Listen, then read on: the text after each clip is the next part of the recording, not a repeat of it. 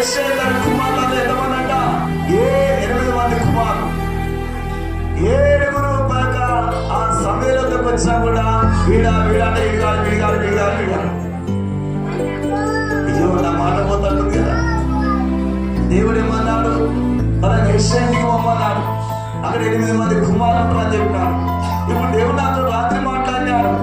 మరి అతని దగ్గర పోయినాను, పోయి అతని కుమారులతో నేను అభిషేకిస్తాను. సరే అని చెప్పి దేవుడు చెప్పిన వాళ్ళ ప్రకారంగా చిన్నగా అక్కడ గుడ్డిలో నూనె పోసుకున్నాడు, తైలం పోసుకొని పోయినాడు. ఇదిగో ఆ ప్రమాణత అతని దగ్గర పోయినప్పుడు అతను ఏమన్నాడు? యెషయా, ఇదిగో దైవజనుడా మా దగ్గరికి సమాధానంగా వస్తున్నాడు. ఇదిగో దేవుడు రాత్రి నాతో మాట్లాడాడు. నీ కుమారులలో ఒక కుమారుని దేవుడు రాజుగా చేయబోతున్నాను. ఇశ్రాయేలు మీద నేరడానికి ఒక రాజుగా చేయబోతున్నాడు. అయ్యో నాయుడిగా పట్టినప్పటి వాడిని అయ్యో అన్నాడు. ఇదిగో పిలిపించి నీ కుమారుడు అన్నాడు. పెద్దవారు పిలిపించాడు అన్నాడు. చిన్నవాడిని 2, 3, 4, 5, 6, 7 దేవుడు ఎవరు చూసినా వద్దు అన్నాడు. అయ్యో ఇదంతో మరి దేవుడు మాట్లాడే చెప్తే ఒకవేళ మరి ఇక్కడ ఎవరు సక్సెస్ కాకుండా నా మాట పోతుంది ఎట్లా అని చెప్పి అతను చాలా కొంచెం మంచిగా మాటల్లో మాట్లాడాడు. ఇంకా మన వీళ్ళేమన్నా ఇంకెవరన్నా అంటే మరి ఏమన్నాడు? ఒకరు మా ఇంట్లో 10 కుమారులు ఉన్నట్టే మన దేవుడికి శాత కాకుంటే నా గొర్రె పిల్లల గురించి వారికి మరి అడుగులో అని చెప్పినాడు. అతను నాకు కావాలని చెప్పినాడు. అతను వినిపించు అన్నాడు. అతడు ప్రేమ దగ్గర ఆ గొర్రెల కాకుండా ఇదిగో తన ఇంటి దగ్గర రాగానే అప్పుడు దేవుని స్వరం మెల్లడి స్వరం వినొస్తున్నది. ఇదిగో నేను ఏర్పరచుకున్నా, ఇదిగో నా కుమారుడు నా దాసు ఇతనే, లేచి సభ్యులు ఇతను అభిషేకించమన్నాడు. అతను ఎట్లుందంట? గొర్రెల కాపరి. ఏ కాపరట? గొర్రెలు కాచుకొని బ్రతికేవాడు. నొల్లు కాస్తులు సరైన కొద్ది స్నానం చేయరు కదా, బట్టలు కూడా మంచిగా ఉండేవి.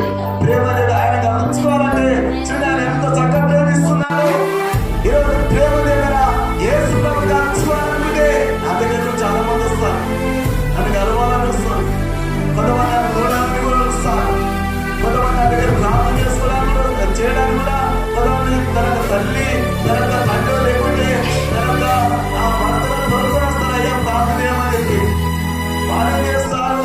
ఇక ప్రార్థన ఏం చేయాలని చెప్పి వాడు మంచిగా ఇదిగో తన నరిగిన చొక్క తీసి పడేస్తాడు. ఎందుకంట నన్ను గెలవాలని ఏం చేస్తారు? నరిగిన చొక్క తీసి అంటే పనికి మన చొక్క చిరిగిపోయిందని నల్లవాడితో ఆ చొక్కను పడేస్తారు. రెండోది ఏంటంట? మంచిగా అంగి వేసుకుంటారు. మంచిగా ఇదిగో మంచిగా అంగి వేసుకుంటారు. ఏం చేస్తారు? ప్రార్థనకు వస్తారు. ప్రార్థనకు వచ్చి ప్రార్థన చేసుకోవాలంటే నా దగ్గర రావాలని కాస్త సిగ్గుపడతారు. కాస్త ఎందుకు సిగ్గుపడతారు? మంచిగా ఎందుకు సిగ్గుంటాలి? అతను బాగా సిగరెట్ కాల్చేవాడు, అతను కుక్కలు నవ్వుతాడు, అతను ఇదిగో తంబాకు నవ్వుతాడు. ఒక దేవుడిని కలుసుకోవాలంటే ప్రార్థన చేసుకోవాలంటే ప్రార్థన చేస్తాడు. అతను ఏమంటాడు? ప్రార్థన వస్తా అని చెప్పి వస్తాడు కానీ దగ్గర మాత్రం రాడు. అన్నట్టు ఉంటారు. మన మందిరంలో కొంతమంది ఉంటారు, నా దగ్గరికి ప్రార్థన కాబట్టి కొంతమంది రారు. ఏం చేస్తారు? అక్కడ చెట్ల కింద కొంతమంది కూర్చుంటారు. వచ్చాక వస్తారు, ముఖం చూపిస్తారు, వెళ్ళిపోతారు. మనం స్నానం చేస్తారు, మంచి కొత్త బట్టలు వేసుకుంటారు, మంచిగా స్నానం చేసి మంచి ఎంత చక్కగా చర్చకొస్తారు, రమ్మంటారు, వస్తారు, అక్కడ నుండి అంటే వెళ్ళిపోతారు. వాళ్ళ దగ్గరికి వచ్చి కూడా ప్రార్థన చేసుకోవాలన్నా వాళ్ళు ఏం చేస్తారు? మూతిట్లో అంటే మూతికి ఇదిగో మనకు ఏం పెట్టుకున్నాడ? చేయట పెట్టుకున్నాడు. ప్రార్థన చేస్తున్నారని వాళ్ళు అన్నారు, నాకు ప్రార్థన, నాకు కూడా ప్రార్థన కావాలని ప్రార్థన చేయదు కానీ పెడుతున్నావు, చేయదు కానీ పెడుతున్నావు. మాట్లాడితే 2 స్మెల్ వస్తుందేమో. చూడండి ప్రేమ కలవాలని, నువ్వు దేవుని సన్నిధికి రావాలని నీకు ఆశ పెట్టున్నానే. నీ చేతులు కడుక్కోవాలి, నీ హృదయం కడుక్కోవాలి, నీ తలములు కడుక్కోవాలి, నీ మనసును కడుక్కొని దేవునికి ఎలా ఉండాలంటే ఆయనకు సమర్పించుకున్నటువంటి బాడీ దేవునికి ఇదిగో ఒక అంకితమై ఉండాలి. అప్పుడే నిజమైన దేవునికి సిద్ధపాటుగా ఉంటావు. హల్లెలూయా.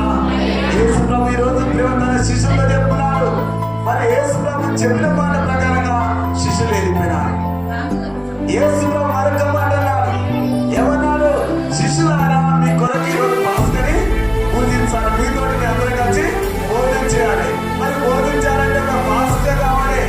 ఏదన్నా పాస్క సిద్ధపడతానంటే ఇదిగో మీరు వెళ్ళిపోయినప్పుడు వారు నీళ్ళ కుండెత్తుకొని వస్తారు. ఎప్పుడన్నా నీళ్ళ కుండెత్తుకొని వస్తారు. నేను వాక్యమైన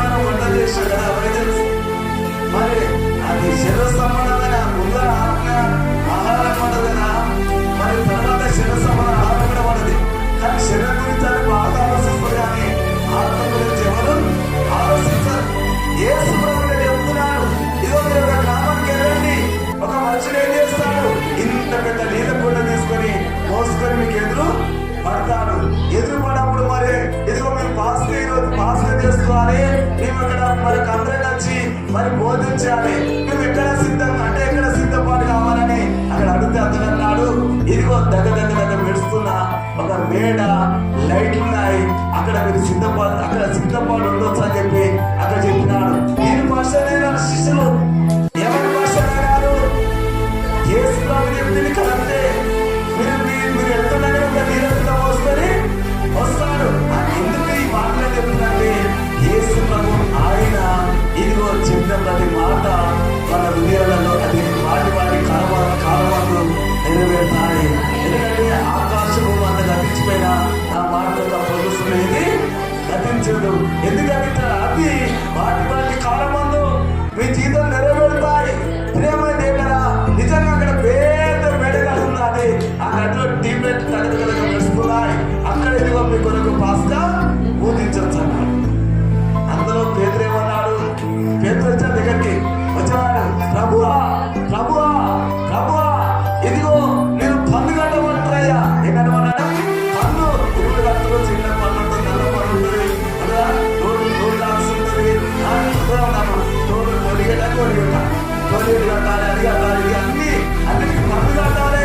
మరి ఇక్కడ మీరేమో రోమ సామ్రాజ్యం, రోమ ప్రభుత్వం వారు ఏం చేస్తున్నారు, ఇదిగో పన్ను కట్టమని యేసు ప్రభు శిష్యులు ఏమనంటే ఆ పేతులు అడిగినాడు.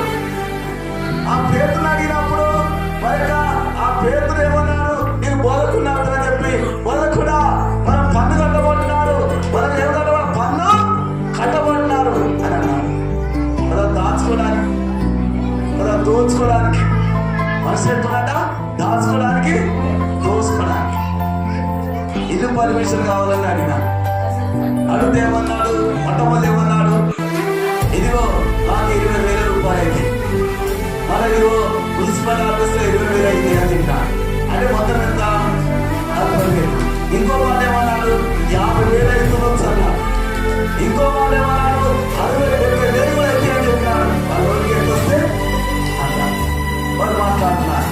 నేనేం చేశాను, వారు ఒక్క మాట్లాడలే, రాత్రి తీసుకుంటావా నీ చిత్తమే చింతించున్నాక, నీ చిత్తం ఎలా ఉంటుందో అలాగే జరుగుతాయినా నీ సేవకుని నీ పరిచర్య చేసేవాని ఒక్కసారి జ్ఞాపకం చేసుకుని వేస్తాయా అని నేను ప్రార్థన చేసుకున్నాను. ప్రార్థన చేసుకున్న తర్వాత మరొకసారి మరి పోయి అడుగుదో అని చెప్పి అడిగినాను. అడిగితేమన్నాడు, ఇదిగో ఇల్లు పర్మిషన్ ఇస్తాం కానీ కాస్త ఇదిగో ఇప్పుడైతే 25,000 రూపాయలు కట్టమన్నాడు. ఎంత అన్నాడు? 25,000. మరి 5,000 ఉంది కానీ అంటే 5,000 ఇచ్చిపో, మరి అదంతా కంప్లీట్ అయినాక మరి ఇంకా 20,000 తీసుకొచ్చి అన్నాడు.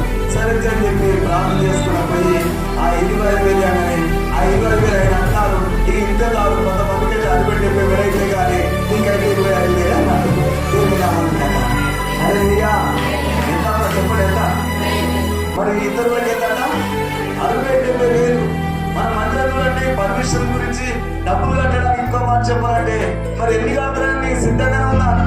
అవసరం వస్తే మా పిల్లలు తరఫుగా చేసి పర్మిషన్ తెచ్చుకుందాం అనుకున్నాం, కానీ రూపాయి ఖర్చు లేకుండా మా చర్చికి పర్మిషన్ ఇచ్చేసాను. అర్థమైందా? రూపాయి ఖర్చు లేకుండా. ఎందుకంట వాళ్ళందరూ కూడా పర్మిషన్ అవుతారు. ఇదేందయ్యా అసలు మందిరానికి పర్మిషన్ అయ్యారు, రూపాయి ఖర్చు లేకుండా. అంటే ప్రార్థన ద్వారా, ఏమంట ప్రార్థన ద్వారా దేవుడు అద్భుత కార్యం చేస్తా. ప్రియమైన దేవుడు ఎందుకు చెప్తాడు ఈ మాట? అక్కడ ఒక మాట అన్నాడు, సంవత్సరానికి 25,000 రూపాయలు పడతాయి, గవైతే కట్టుకోవచ్చు పాస్టర్ గారు అని చెప్పినాడు. ఏమన్నా ఓకే అన్న దానికి ఓకే. దీని పెట్టకుండా సంవత్సరానికి 25,000 కట్టకపోతే ఎప్పుడు మధ్యన 6 నెలలకు 12,50 రూపాయలు కట్టొచ్చు అన్నాడు. నిన్న మనం ఏం చేశాడే ఇక సంవత్సరానికి కడతాని చెప్పి 25,000 కట్టేసి. అంటే ఇవన్నీ ఎందుకు చెప్తారంటే దేవుడు మన కొరకు సిద్ధంగా కొన్ని విషయాలను మన కొరకు ఆ ఎక్కువైందని కూడా దేవుడు ఏం చేస్తాడు, దాన్ని తక్కువ చేస్తాడు. ప్రార్థన ద్వారా చేస్తాడు. ఏంటంట ప్రార్థన. ఇక్కడ పదిగట్టబడతాడు, ఏమన్నాడు? పదిగట్టు అని చెప్పి పేరుతున్నాడు. పేరునే అన్నాడు, కూడా ఈ లోక సామ్రాజ్యం ఉండాలి, ఇదిగో మీరు ప్రభుత్వం ఉండాలి, మీరేమైనా దోచుకునేవాడు, మీరేమైనా ఇంకేదైనా దాచుకునేవాడు. కాబట్టి ఇదిగో ఏమైనా సరే పన్నుగడ్డమని అడుగుతుందంటే ఇప్పుడు అన్నాడు, మనకు పేతురు నీకు ఒక అలవాటు ఉందయ్యా. ఏ అలవాటట? పేతురు చేపలు పట్టే అలవాటు. ఏ అలవాటట? చేపలు పట్టే అలవాటు ఉన్నది. ఒక గాలం తీసుకొని పోయి సముద్రంలో మరొక గాలి పోయి అక్కడ ఏమైంది? అక్కడ ఒక ఇదిగో చేప నీ కొరకు సిద్ధంగా ఉండాలి. ఆ చేప నోట్లో ఏమన్నట? ఒక మంచి నాణ్యం ఉండాలి. ఆ నాణ్యం తీసుకురాపోయాను. నిజమే చెప్పే కదా పోనన్నాడు. ఈ పేరు ఏం చేసినాడు? మరి ఎర్ర కొడుకున్నాడు, మరి గాలం తీసుకున్నాడు. ఏం చేసినాడు? గాలానికి ఎదుర్కొచ్చినాడు, సముద్రంలో పడేసినాడు. ఆ సముద్రంలో పడేసిన వెంటనే ఈ చదవచ్చు మీరు ఇక్కడ అని చెప్పిన దానికంటే మీరు చూడగలుగుతారా? హల్లెలూయా, ప్రైజ్ ది లార్డ్. మత్తయి సువార్త చూడమాట. హల్లెలూయా. మత్తయి సువార్త 17:27 అధ్యాయం చదువు.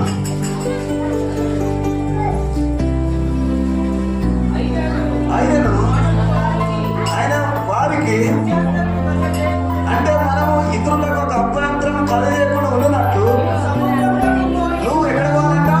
నువ్వు సముద్రం వేసుకోమన్నాడు. నువ్వు సముద్రానికి వెళ్ళు.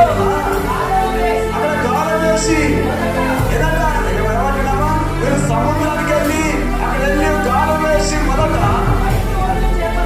ఆ పైకి వచ్చే ఒక శవను పట్టుకొని దాన్ని నోరు తెరిచిన వెంటనే ఒక శకమంటే ఒక నాణ్యంగా వస్తుంది. దాన్ని తీసుకువచ్చి నా కొరకు నీ కొరకు వారికి పనుగడమన్నాడు. గంటలు కొట్టేమనక. హల్లెలూయా, హల్లెలూయా, హల్లెలూయా, హల్లెలూయా, హల్లెలూయా. యేసు ప్రభు చెప్పినట్టు పేతురు వేనాడు ఆ సముద్రం దగ్గర పోయి గాలం వేసినాడు. గాలం వేయగానే చేప మాత్రము దొరికేసినది. ఆ చేప దొరికిన వెంటనే దానికి చెంప ఇట్లా చాపినాడు. చాపిన వెంటనే ₹100 దొరికినాయి. అమ్మా ఇట్లా ₹100 ఎంతమంది తెలుసు? ఆధారం